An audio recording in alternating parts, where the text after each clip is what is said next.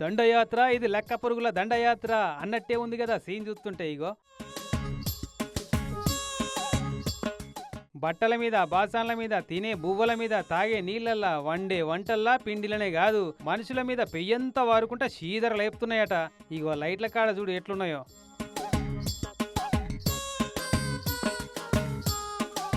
ఏడ చూసినా పురుగులే పురుగులు, మొత్తం ఊరంతా లక్క పురుగులు మోపై కంటికి నిద్ర లేకుండా ఎత్తున్నాయట ఆదిలాబాద్ జిల్లా గుడిహత్నూరు మండలం కోల్హారి ఊరోళ్లకు.